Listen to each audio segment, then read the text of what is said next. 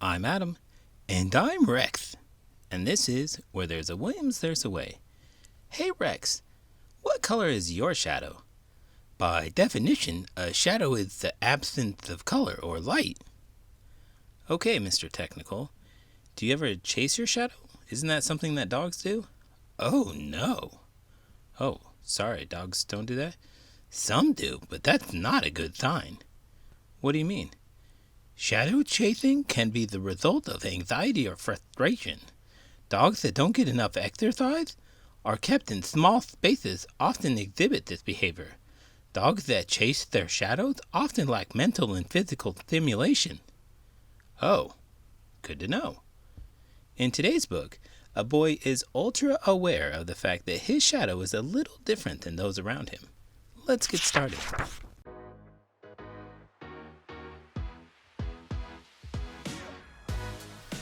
My Shadow is Pink, written and illustrated by Scott Stuart.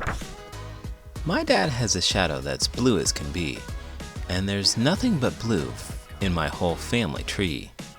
But mine is quite different. It's not what you think, for mine is not blue. My shadow is pink.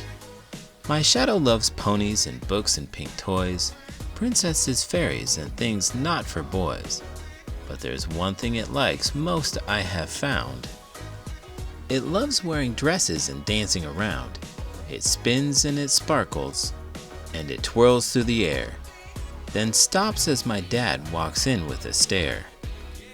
It will turn blue one of these days. Don't worry, he says. It's just a phase. Dad's shadow is blue. It is big, it is strong. But when I stand with it, I just feel so wrong. I wish mine was blue like all of the others. I wish mine was blue like my dad's and my brother's. I'd be part of the group, of that there's no doubt. But I cannot fit in when my shadow stands out. I wonder if this boy's shadow is friends with Peter Pan's shadow. There are billions of people in the world, all of whom have shadows. But still, they're probably friends. What's the big deal about these shadows anyways? It's like Fausto Circanini says, your identity is like your shadow, not always visible and yet always present. So the book is exploring the symbolism of what a shadow represents. Precisely. Very tricky. Now things are all changing and that is not cool. I'm ready to start my first day at school. You'll need pencils and books and lunch you must bring. Dress up with your shadow in its favorite thing. My heart skips a beat as I put on a dress, and I look at my dad who is anxious and stressed. He takes me to class and I turn to say bye. His face is all worried, there's fear in his eyes. So I step in the doorway and puff out my chest. One thing is clear, I'm not like the rest. I try to say hi, but my voice is too quiet. The kids turn around and the room, it goes silent. I run out the door and I push past my dad. I run to my house feeling angry and sad. If my shadow was blue, I'd be there making friends. I'd be laughing and playing and drawing with pens. I rip out my dress, throw it down to the floor. I won't wear it again. Not ever, no more. Just then at the door came a soft little knock. It's my dad, walking in, and I look up in shock. Both he and his shadow in dresses they stood, with shimmering seams and pink sparkling hoods. He speaks in a voice that's quite soft but it's stern. Pick up that dress, you must listen and learn. I see now it's true. It's not just a shadow, it's your innermost you. He showed me the photos of parents and brothers and sisters and aunts and uncles and others. We've all had a shadow that's hidden from eyes. Sometimes our shadow, it lives in disguise. Why is the dad stressed out too? It's not like it's his first day of school. As a parent, you want your kids to be happy. So why would you be stressed out about being happy? It all comes down to acceptance. Accepting being happy? If you know that you or your kid is different, you want others to accept them. You don't want your kids to feel left out, lonely, and sad. It's like George Orwell said, happiness can exist only in acceptance. Yes, it is like George Orwell said.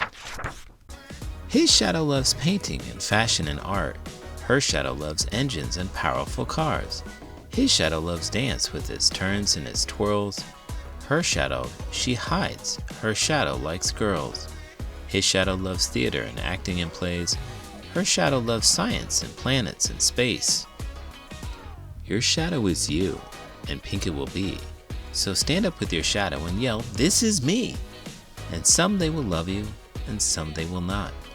But those that do love you, they'll love you a lot. So put on that dress and get back to school. If someone won't like you then, they are the fool. My heart nearly burst and my shadow it soared.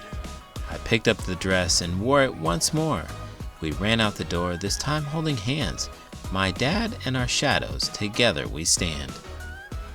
I stride in my class and I puff out my chest. I may be different, but different is best. I join a small group, though in I don't blend. They look up and smile. Will you be our friend? Hey Adam, would you ever wear a dress to school to support your kids? I have a hard time seeing that as being something that I would need to do to show my support, but absolutely I would. Do you know what Mike Myers said about fatherhood? The actor? Like Austin Powers or Wayne? Anyone who tells you fatherhood is the greatest thing that can happen to you, they are understanding it. That seems like a forced way to get another quote in here. You do a lot of strange things out of love. Quoting people, wearing dresses, making read aloud videos. You sure do.